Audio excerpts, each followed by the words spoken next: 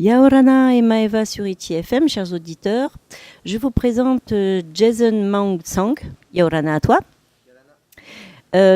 Qui fait partie de l'association Manuiti Faora, donc ex-Colibri, et qui est venu donc nous parler de tout ce que fait l'association, et notamment de l'outil participatif qui s'appelle Fénois Durable, et que l'on peut voir sur Facebook.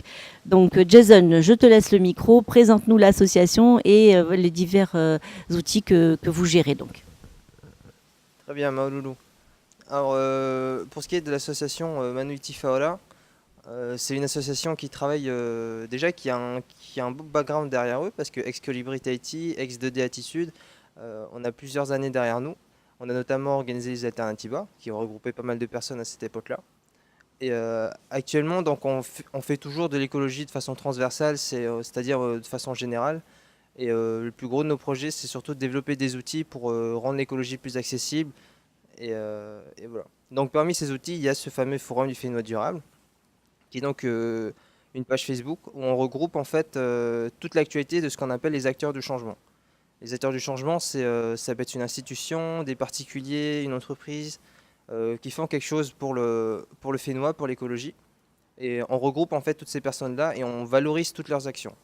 Parce que il y a beaucoup de gens qui pensent et qui disent qu'il ne se passe pas grand-chose sur l'écologie en Polynésie. Donc on est là pour leur dire qu'en fait si, il se passe vraiment beaucoup de choses. Je vous invite à suivre le forum et vous allez voir qu'il y a beaucoup de choses qu'on met en avant. Et on peut retrouver aussi sur le forum du Fénois durable l'agenda du forum, qui est en fait le regroupement de toutes les actions qui sont menées dans la semaine qui arrive pour l'écologie. Ça peut être des conférences, des ramassages, des ateliers de permaculture, d'éco-construction, ce genre de choses. Tout ce qui se fera se retrouvera dans cet agenda. Il est publié tous les dimanches, plutôt en début de soirée. Et comme ça, en suivant le forum, vous avez tout ce qui se passe et tout ce qui se passera. Donc vous êtes vraiment alerté sur l'écologie en Polynésie. Donc pour ceux qui veulent s'investir, c'est parfait et tout est au même endroit. À côté de ça, à côté de l'animation du forum, on a aussi un annuaire de ces acteurs-là.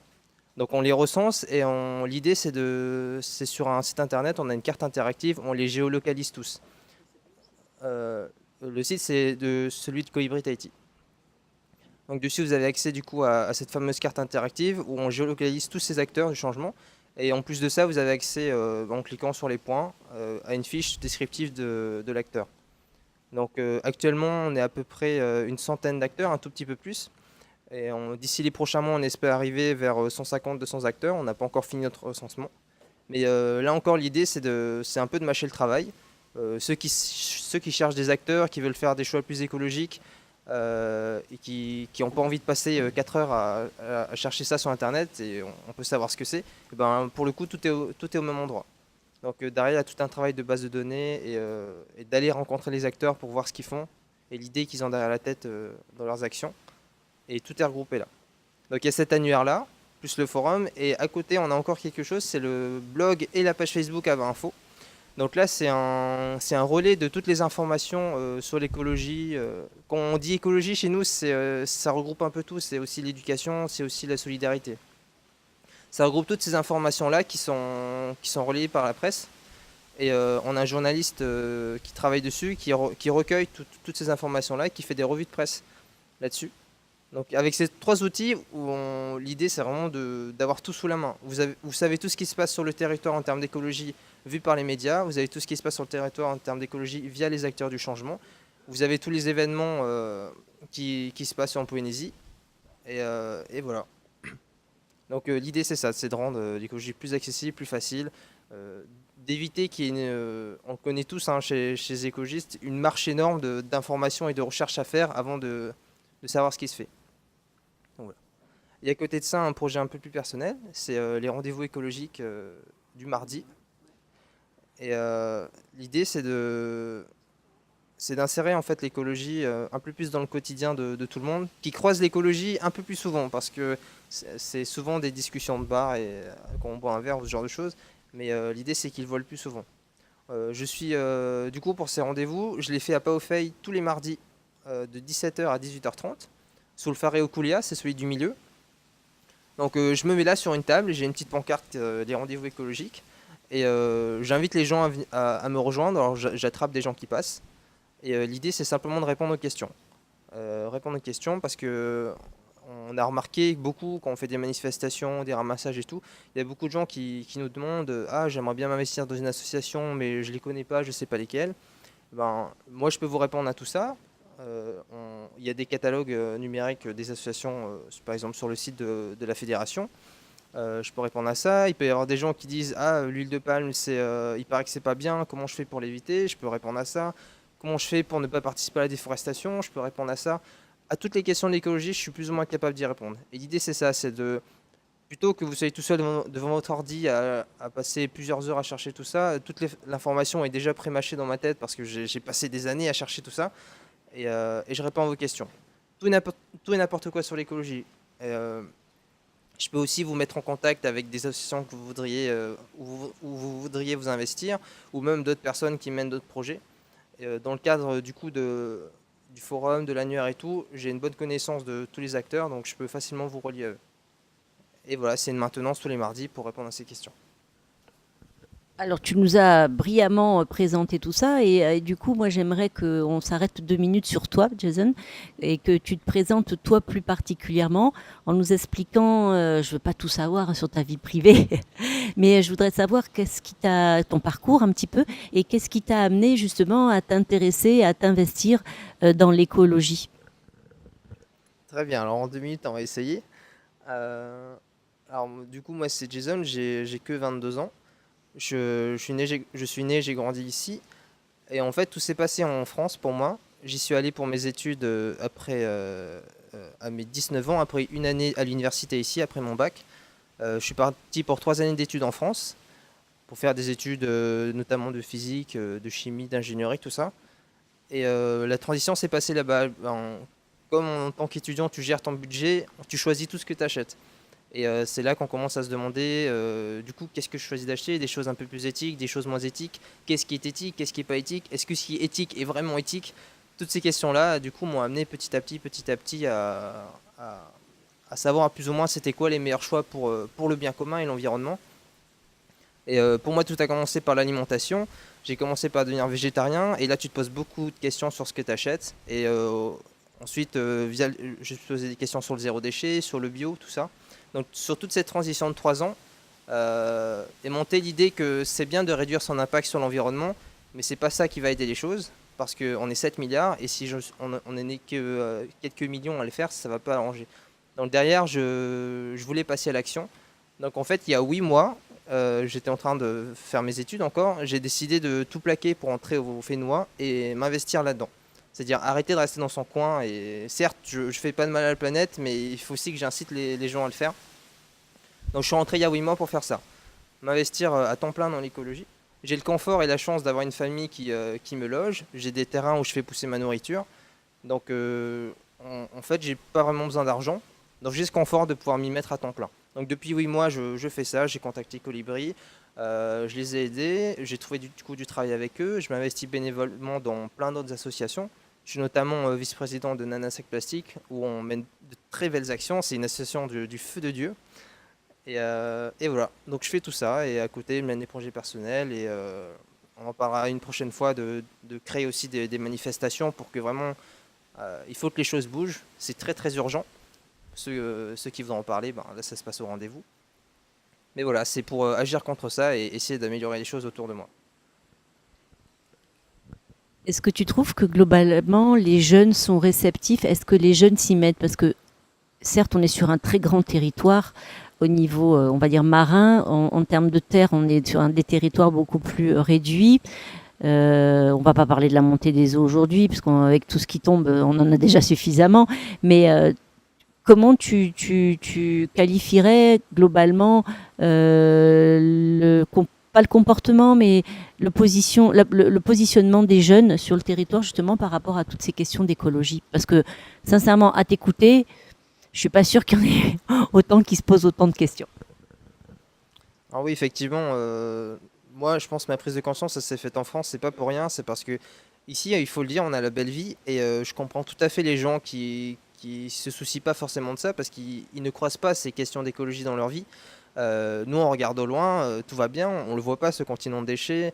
Bon, il fait un peu chaud, mais on le voit pas vraiment. La montée des eaux, surtout sur Tahiti, on le voit vraiment pas beaucoup. Donc forcément, ils se posent pas ces questions-là parce qu'ils n'ont pas de raison de se les poser. Moi, je me les suis vraiment posées parce que je passe beaucoup de temps sur Internet et parce que je suis parti en France. Parce que, on le sait tous, le voyage forge vraiment beaucoup. Mais pour tous ces jeunes qui sont du coup sur Tahiti et qui se posent pas ces questions-là, je comprends tout à fait. Et c'est une partie du travail de vraiment leur exposer ça de sorte à ce qu'ils comprennent vraiment les enjeux. C'est très facile de se contenter de Tahiti, se dire Tahiti c'est le monde, sauf que malheureusement c'est pas le cas. Si on vivait isolé dans l'espace, on n'aurait pas de problème parce qu'effectivement le plus gros des problèmes, il faut le dire, ça vient surtout de l'extérieur, bien qu'on consomme aussi beaucoup à Tahiti. Donc ces gens ils ne sont juste pas conscience. Et une partie de notre travail à tous ceux qui travaillent dans l'écologie, c'est d'essayer de leur ouvrir les yeux sur plus loin que Tahiti et que toutes ces conséquences planétaires, ça va malheureusement nous atteindre et que du coup il faut faire quelque chose et que c'est pas une question de survie. Donc il faut les informer et ça fait partie du travail et on s'en occupera. C'est très bien, tu résumes bien les choses. On va terminer cette interview, si tu veux bien, sur cette marche qui est prévue pour donner un petit peu le déclic sur un événement plus important. Tu veux bien nous en parler ? Bien sûr. Alors cette marche, cette fameuse marche, alors en fait c'est une marche qui s'inscrit dans la série de marches pour le climat qui se sont lancées en France depuis la démission de Nicolas Hulot. Ça avait fait beaucoup de bruit et ça a vraiment lancé un élan. Les gens sont sortis dans la rue pour manifester que le climat c'est urgent, on voit pas les choses bouger, il faut que ça bouge. Donc depuis à peu près tous les mois ils organisent une marche. En Polynésie on a organisé des choses à chaque fois, mais ça n'a pas eu l'impact qu'on espérait. Donc pour le coup, on s'y prend bientôt et on va essayer de beaucoup mieux gérer sur la communication et surtout sur les enjeux et le sens. Parce que ce n'est pas une marche pour faire une marche. Derrière, il y aura tout un travail de revendication. On va essayer d'éditer un document. Pour ceux qui s'intéressent, contactez-nous, hein, il faut qu'on soit un maximum à le rédiger. Un document de revendication pour que le gouvernement, on l'accompagne en fait dans cette transition. Il ne s'agit pas de leur jeter des cailloux et dire vous faites pas assez. Il s'agit de leur dire écoutez, il faut que ça bouge. Les citoyens ont fait un travail derrière. Là, on est là pour vous alerter et derrière, on a ce document, on va vous accompagner dans la transition. Parce qu'après tout, c'est leur travail de nous accompagner, nous, le peuple, dans nos décisions plutôt au peuple qu'à eux. Donc voilà, ce sera une marche pour faire du bruit, dire que le climat, ça nous concerne et qu'on veut que ça bouge. Derrière les revendications, pour qu'il y ait des actions après.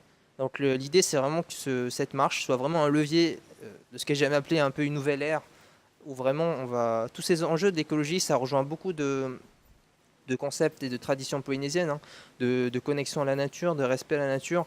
Et on peut facilement faire le lien entre les deux. Donc retrouver ces coutumes polynésiennes, surtout de connexion et se lier à la nature, ça va régler beaucoup de problèmes parce que ça va nous éviter de jeter des déchets par terre parce qu'on va respecter la nature. Ça va nous aider d'acheter des choses à l'autre bout du monde alors que la nature nous offre déjà toute la nourriture qu'on veut ici en Polynésie. C'est une chance qu'on a en termes d'abondance, on a quasiment tout ce qu'il faut. Et voilà, donc l'idée, ce sera ça derrière. Le 16 mars. Donc tout reste à définir quant à l'itinéraire et tout. Donc de toute façon, si vous suivez le forum et tout, vous serez informé de tout ça. Et encore plus, question d'en faire parler, dans le 28 février et 1er mars, sur 2 jours, je vais engager avec un très bon ami à moi un tour de l'île à pied. Donc on va faire les 120 km en 2 jours et pour servir d'appel à cette fameuse marche. Pour cette marche, on a besoin de tout le monde parce que tout le monde est concerné. Souvent, pour les questions d'écologie, malheureusement, on retrouve surtout beaucoup de gens qui ne sont pas de Tahiti, qui viennent habiter à Tahiti. Ce qui est très bien parce que, comme je disais tout à l'heure, eux, ils ont cette vision du monde beaucoup plus large. Et cette fois, on veut, via ce tour de l'île, vraiment interpeller les Polynésiens et dire que notre nature, elle est vraiment en danger et que là, il faut commencer à faire quelque chose. Merci Jason pour toutes ces informations. Donc Iti FM, on est toujours au plus près des associations puisqu'on avait reçu aussi Nana Sac Plastique pour une interview. Donc on est et on le rappelle à chaque fois qu'on a de nouveaux intervenants d'associations pour l'environnement et pour préserver notre Finnois, que ça soit sur terre ou dans l'eau, qu'on est tous éco-citoyens, qu'on a tous un rôle à jouer, que ce soit chez soi, que ce soit justement à l'extérieur et de participer à ces marches. Donc on se fera un plaisir de relayer donc justement cette marche du 16 mars. Je te remercie beaucoup de nous avoir accueillis, de nous avoir accordé du temps. Je vais y arriver, c'est la météo. Je te souhaite beaucoup de courage et puis beaucoup de succès. Et on rappelle donc à tous les auditeurs qui veulent en savoir plus que la page Facebook s'appelle Forum du Fénois durable, exactement, et que vous y retrouverez toutes les informations. Et on te retrouve tous les mardis de 17h à 18h30 au parc du Paofei pour ceux qui veulent te rencontrer et avoir des infos en vrai. C'est ça? Maruru à toi, bonne journée à tous. Merci à notre partenaire 100% LED qui nous éclaire un peu quand même, malgré tout cette météo. On vous souhaite à tous une très bonne journée et prenez soin de vous. Nana.